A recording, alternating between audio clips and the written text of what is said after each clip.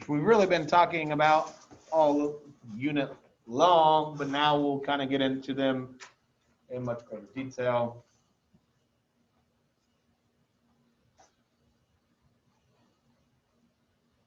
Different forms of them, parts of them, that kind of stuff.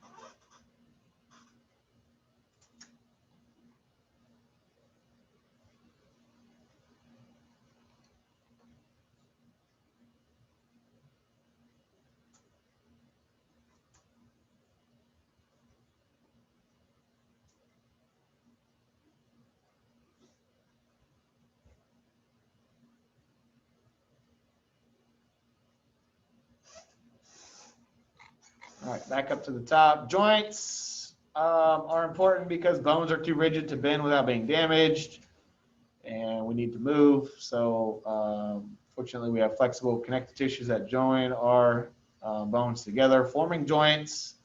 Remember the term for a structure that holds a bone to another bone is called a ligament, not to be confused with a structure that holds a bone to or a muscle to a bone, which is a tendon. Most joints permit some form of movement, but not all of them, as we'll see here in just a second. Other terms for a joint, we have articulation or arthrosis, points of contact between two bones, could also be between bone and cartilage, but also between bones and our teeth. So that would involve your upper jaw bones, the maxilla, and your lower jaw bone, your mandible. All right, there's two ways to classify joints based on their structure and based on their function.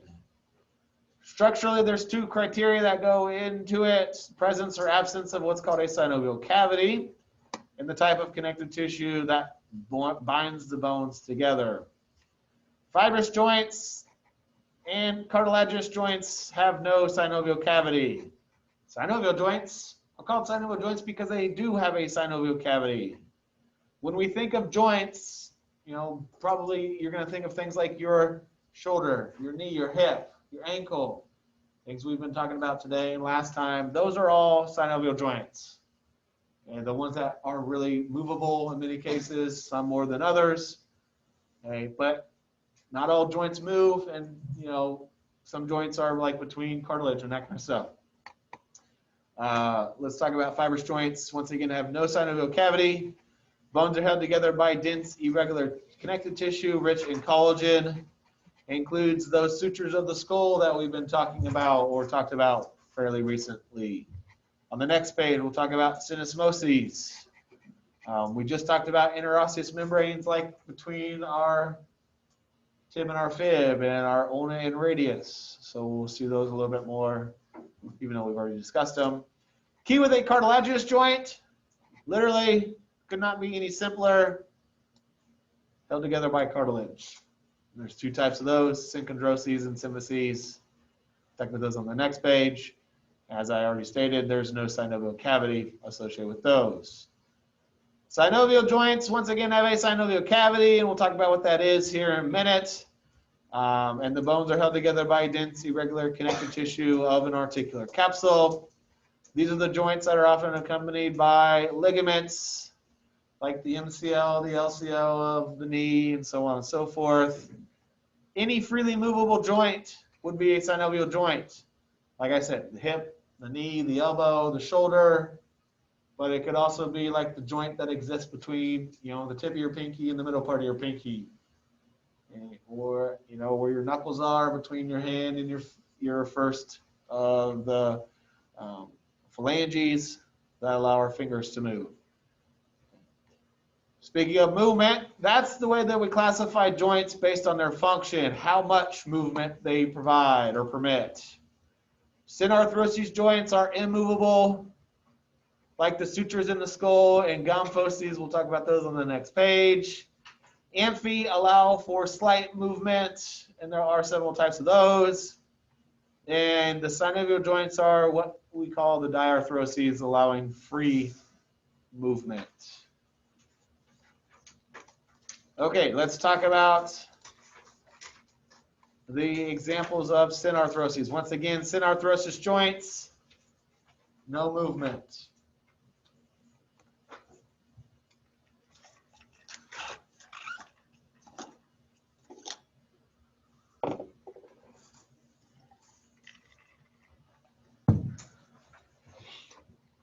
Include our sutures and gomphosis joints.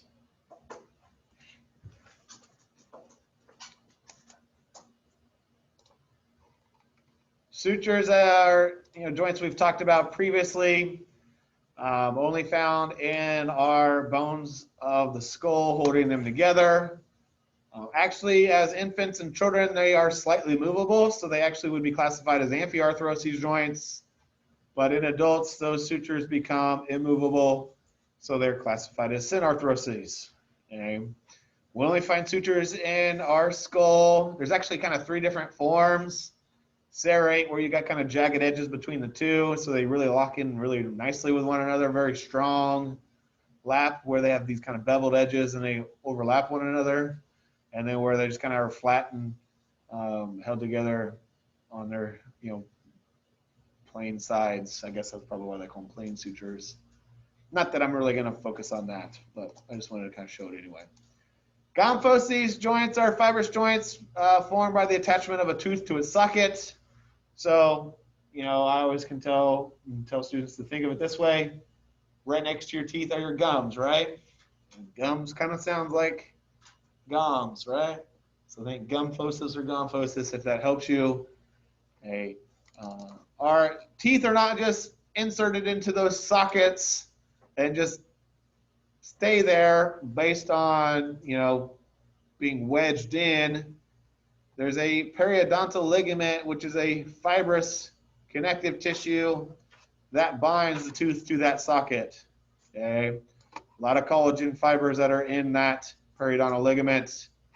And here's a key: a healthy gomphosis permits no movement. Not all gomphoses do, though, as you know, teeth can get loose. Okay, so those are the immovable joints.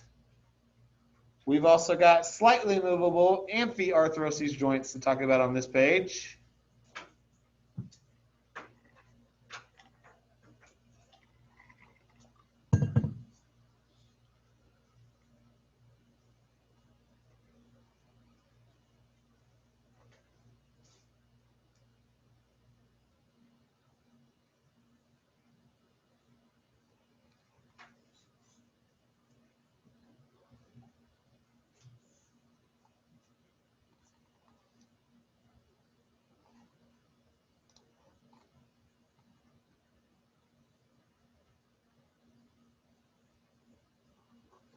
Okay, these four joints allow for slight movement. It's not going to be very drastic.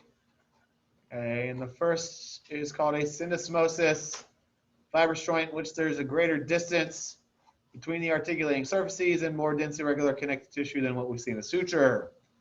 This connective tissue is typically arranged in a bundle or ligament, allowing the joint to permit slight movement.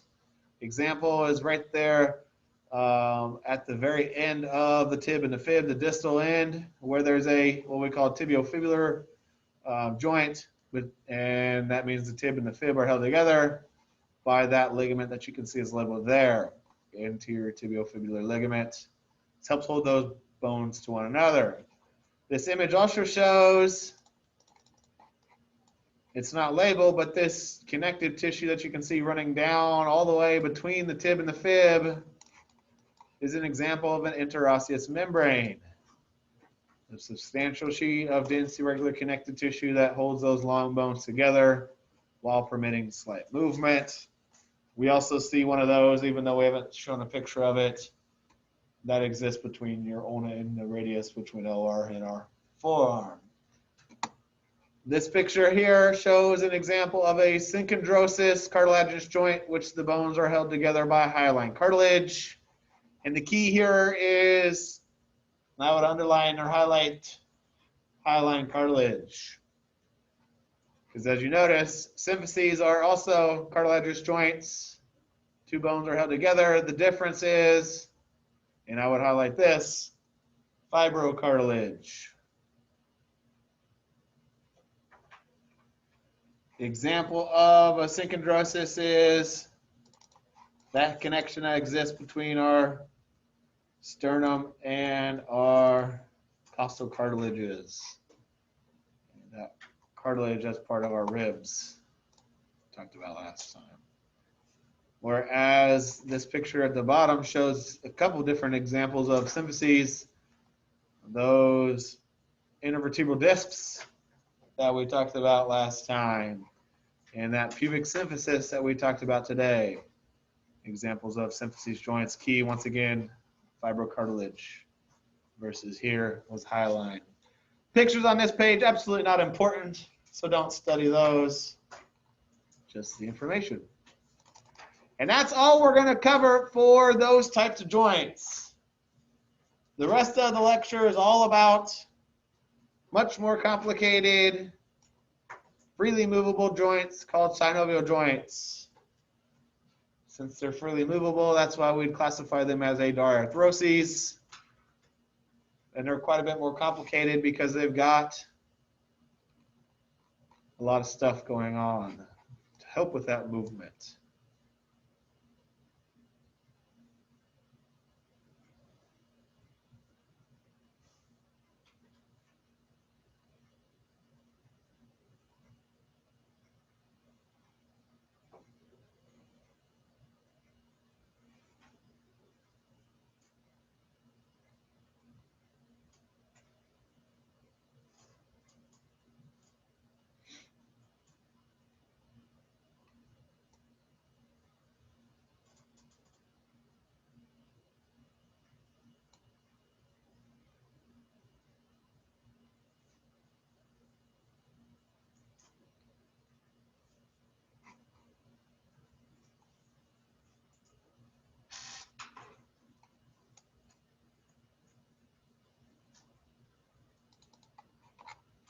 Okay, let's talk synovial joints.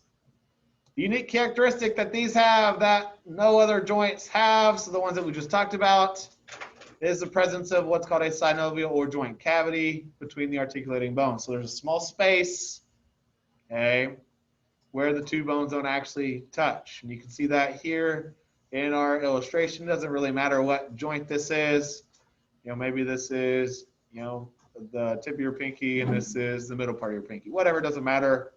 And there's free movement, and there's a space in there between the two bones.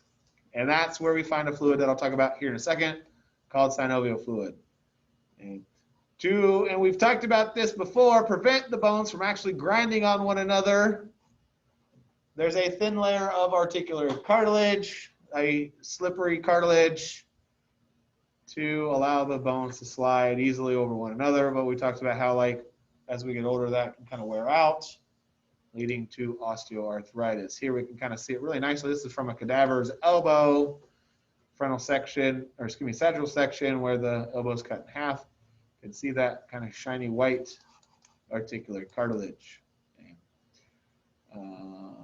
The space, once again, is called an articular or joint cavity, filled with a fluid called synovial fluid, which reduces friction by lubricating the joint. Should be absorbing shocks, supplying oxygen, nutrients to cartilage, and removing carbon dioxide and metabolic wastes from the cartilage. So there's a lot going on with that fluid. I always kind of think of it, if you've ever seen Wizard of Oz, the oil that Tin Man needs before he can move, because otherwise it's just frozen in place. The capsule itself is called an articular or joint capsule, a sleeve-like connective tissue enclosing that articular cavity and therefore retaining the synovial fluid. Two parts of it exist: an outer fibrous membrane, a layer of dense irregular connective tissue, mostly made up of collagen, continuous with that outer periosteum of our adjoining bones. The flexibility of this capsule permits considerable movement of the joint, while its great tensile strength provides protection from dislocation. The inner layer of the articular capsule, which is shown here in red, is the synovial membrane, which is composed of areolar connective tissue with elastic fibers, and this is what secretes the synovial fluid. At many, it looks like I spelled synovial wrong there. Synovial joints, no, I didn't. I guess I looked wrong, but it's right. At many synovial joints, the synovial membrane includes accumulation of adipose tissue called articular fat pads. Now, we can see those very nicely here. You know, the layers, fibrous membrane on the outside connects to the periosteum, that outer membrane of our bones. In red here, the synovial membrane, which secretes that synovial fluid that's found in the cavity. What you see here in this image, all capitalized, these, what is it, 5 things. Make sure you know them. Articular cartilage, articular capsule, fibrous membrane, synovial cavity. Go ahead and highlight, though, also synovial fluid. You can't really see them so well here. I mean, some of those things you can in this picture. It's pretty cool, but, you know, the fluid wouldn't still be there because obviously this person's not alive. You can see the space in there, the cavity. You can also see things like an annular ligament, which is an example of an accessory structure associated with many of these joints. Once again, a ligament is a sheet of collagenous connective tissue attaching one bone to another. I always say bone to bone. There's 2 types of ligaments, extracapsular and intracapsular. We know the prefix intra means not between, because that's what inter means. Intra means within. So intracapsular ligaments are within the articular capsule. Extracapsular ligaments lie outside. Examples of extracapsular, the LCL and MCL of the knee, whereas ACL and PCL of the knee are located within the capsule, so they are intracapsular ligaments. They're actually excluded from the cavity by folds of synovial membrane, which is kind of weird. They're inside, but they're really kind of not.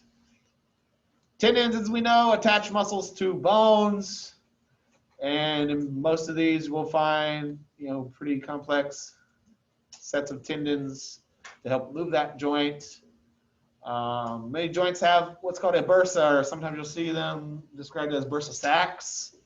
And that's because they are a sac filled with synovial fluid, located in areas where a tendon passes over a bone or between bone and skin to enable the tendons to slide more easily over joints. Very prominent one on the back of your elbow right there, where there's that point we talked about last time, the olecranon or olecranon. This is sometimes described as the olecranon bursa, and very commonly can become injured and create a condition called bursitis. Anybody ever heard of bursitis before? In the elbow, it's very common to hurt that. It can make it look like a big old goose egg on the back of the elbow. Kind of gross looking. Nothing really too big of an issue, but that bursa just gets inflamed. I did it actually when I was in high school playing basketball. Tripped and fell and hit my elbow on the gym floor. Felt fantastic, as you can imagine, but it was pretty gross looking. Nothing too big a deal though. Similar to bursas are tendon sheaths, which are tube-like bursae wrapping around certain tendons, experiencing considerable friction. We find these abundantly at the wrist and ankle because you have a whole bunch of tendons coming together in a very confined space. We'll talk kind of more about those in the next unit when we get into muscles. Menisci is the plural of the form meniscus, which you've probably heard of before. Other term for those are articular discs, pads of fibrocartilage that lie between the articulating surfaces of the bones and are attached to the fibrous capsule. And they allow 2 bones of different shapes to fit together more tightly.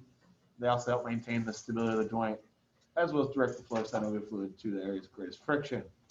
Very prominent place that we have those would be right on top of these flattened areas of our tib. We have what's called a medial meniscus and a lateral meniscus that protect the tib from, these condyles of your femur. So it prevents just femur pounding right down on top of your tibia. Labrum is a fibrocartilaginous lip extending from the edge of a joint socket. Prominent in our ball and socket joints, which we have 4 of those, 2 shoulders and 2 hips. If somebody tears cartilage in their shoulder, a lot of times it's a labral tear. And these help deepen the joint socket and increase the point of contact between the socket and the ball-like head. Nerves that supply a joint are the same as those that supply skeletal muscles that move the joint. Synovial cavities have many nerve endings distributed to the articular capsule and associated ligaments to convey information about pain as well as the degree of movement and stretch at that joint. As far as blood flow, many of the components of a synovial joint are avascular. We haven't talked about this yet really this semester, but if you put the letter A at the beginning of a word, it actually means the opposite or not. So avascular means not receiving blood flow, no vessels. But there are arteries in the vicinity that can send out branches to penetrate ligaments in the articular capsule to deliver the oxygen and nutrients. And there's veins nearby that can help remove the carbon dioxide and waste. What that does impact though is, if you do have some form of joint damage, a lot of times it's not easily fixed because you need nutrients to fix things, and there's no nutrients, you can't fix it. All right, any questions? Okay, so make sure you know this image. Don't worry about the clinical image on the right.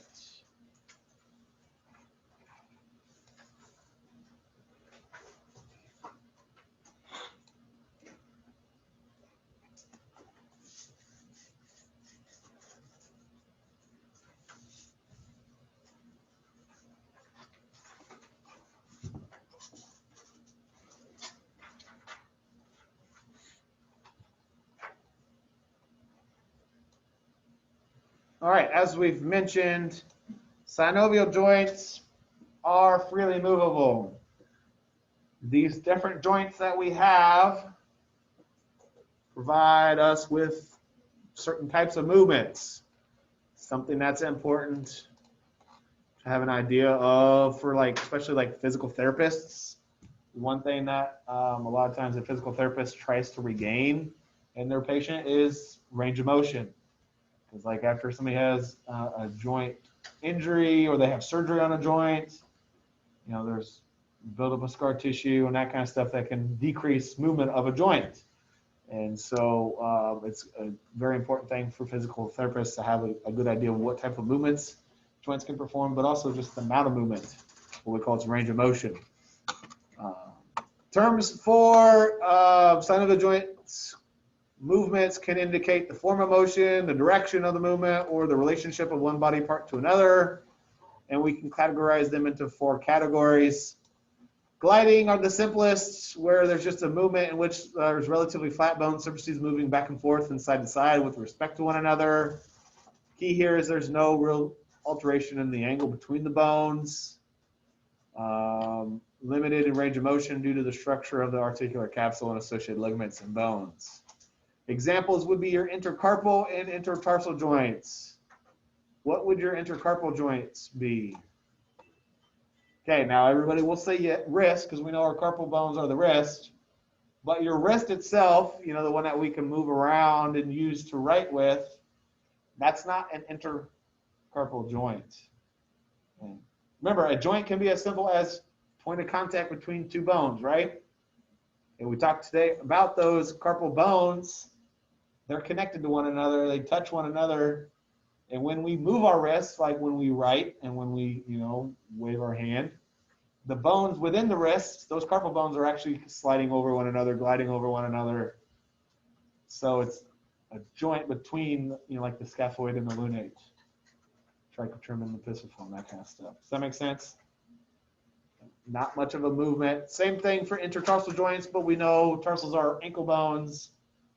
So it's like the sliding of the cuneiforms over one another. So that's kind of tricky.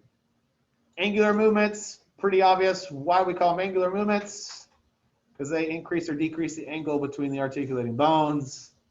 We'll talk about those and look at pictures of those here in the next slide, along with rotational movements where the bone revolves around its longitudinal axis, like, you know, turning your head, shaking your head no.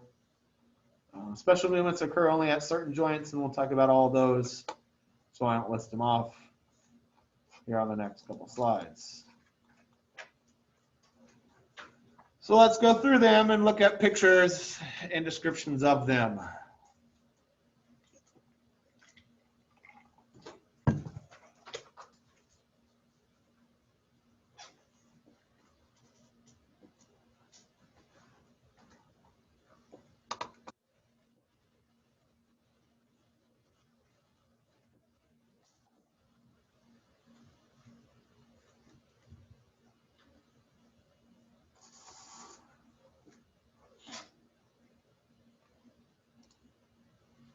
Okay, these first four really kind of go together.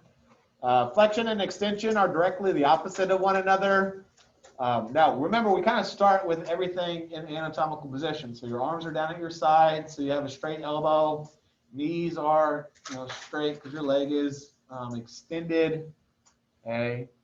Flexion is a decrease in a joint angle, usually occurring in the sagittal plane, like elbow flexion that we show here, hip flexion that we're showing here, knee flexion that we show here. Whereas extension is the movement that straightens that joint, generally returning it back to that anatomical or zero position. And this also occurs in the sagittal plane where we show the elbow, in this case, going through extension. The would be right knee, right hip are an extension. Okay. Down here, we show extension of your wrist would just be a straight wrist.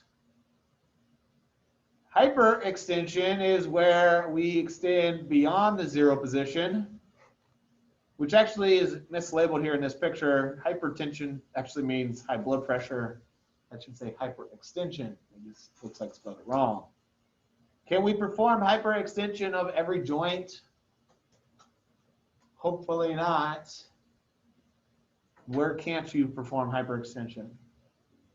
Knee, elbow especially. Those two places we don't want more than maybe a couple degrees. Now you've probably seen people that are super flexible. A lot of times they're described as being double jointed. I imagine everybody's heard that before.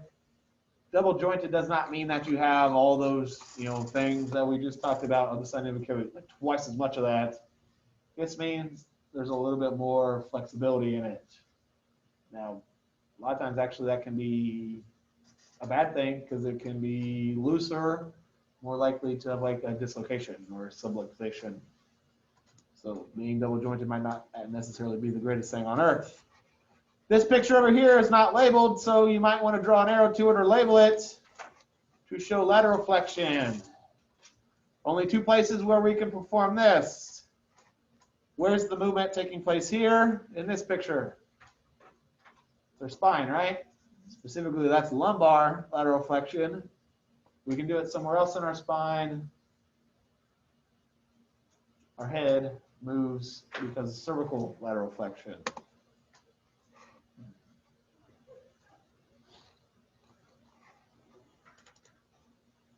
Adduction motions, as I call them, ab and ad. These two are opposite one another.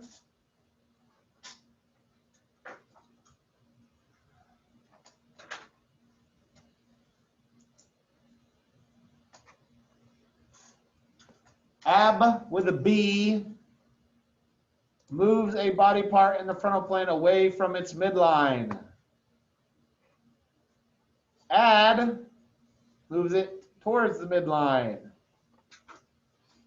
Think add with a D like you're adding it back to, you know, anatomical position. So which of these is add? This one or this one? Which one are we adding it back? This one. Okay, so make sure you label that picture. Shoulder, and where's the motion taking place here with her legs? What joint?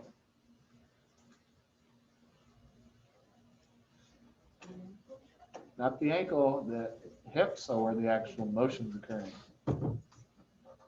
And then circumduction, probably pretty common sense. What we call that, we create a circle with an appendage which remains fairly stationary on one end, and typically the distal end is rotating. So make sure if you don't know that, this is circumduction. So abduction, adduction, circumduction.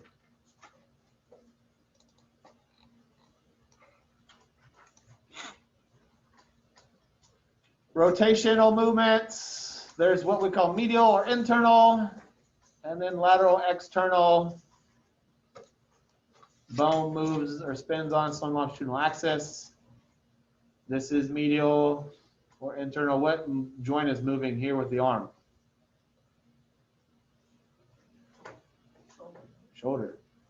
And then the leg, hip. And sometimes kind of hard to figure that out. There's also right-left rotation.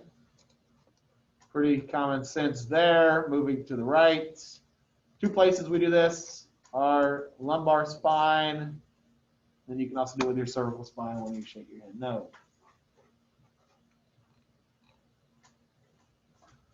These are rotational movements. They're actually special movements because we can only do them in the forearm. Supination, pronation. Supination is what we are in anatomical position where the palms are facing anteriorly. Pronation is where they're facing posteriorly. And when you carry a bowl of soup, which way do you carry it? Supinated or pronated?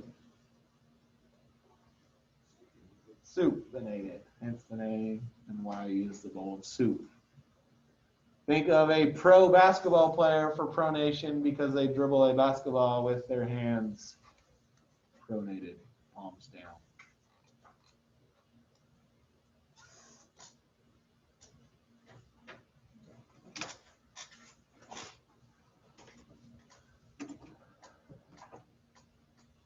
Ulnar flexion, radial flexion is how I'll have you guys know it. I actually learned these a little bit differently. I learned ulnar flexion, radial flexion as wrist ab and adduction. Which one of these is radial flexion? Which one's ulnar? Which picture is this? Radial. And this would be ulnar. So make sure you know that. Which one of those would be adduction? This one or this one? Which one are you adding it back? This one. Because pinky side, remember, is medial. So ulnar flexion could also be called wrist adduction. Radial will be abduction. 4 special movements only occurring at the ankle. We see these nowhere else.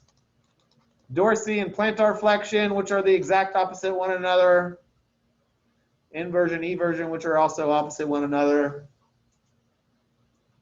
Notice there is no such thing as extension at your ankle. So there is no such thing as dorsii extension or plantar extension. Dorsiflexion is like pulling your toes off the ground. Plantar flexion is like going into tiptoes. Here's an easy way to remember plantar flexion. When you drive your car and you plant your foot on the gas, you're using plantar flexion movements. Inversion is where the soles, the bottom of your feet point inward, which is a lot more movable than eversion. We don't see as much range of motion there. It's all about the makeup of the ankle joint.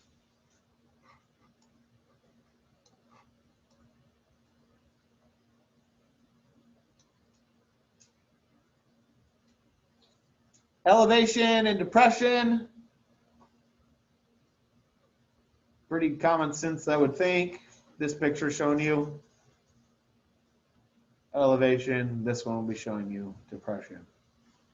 There's only really one other place where you can do this, and that's in your skull with your jawbone. Chewing involves elevation, depression. Protraction and retraction, opposite one another. Protraction is an anterior movement. So this would be shoulder protraction. This would be shoulder retraction.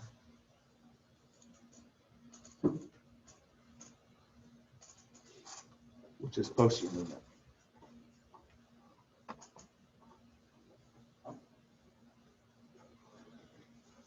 And then a special movement that we only see with our thumb at what we call the carpometacarpal joint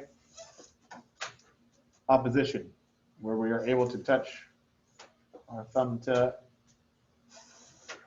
every other finger, which is super important, and why we call our thumbs opposable thumbs, which primates have, and enables us to use tools.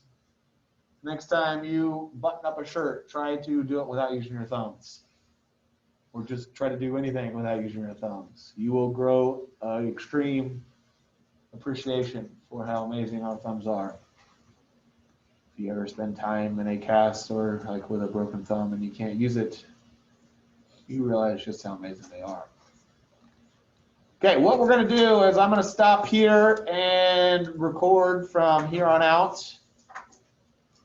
Types of synovial joints, which it really won't be a long recording. There's 2 pages of tables, and then we're just going through and identifying parts of joints. So I'll do that this afternoon and post that before I leave today so that you are fully ready for the exam on Tuesday.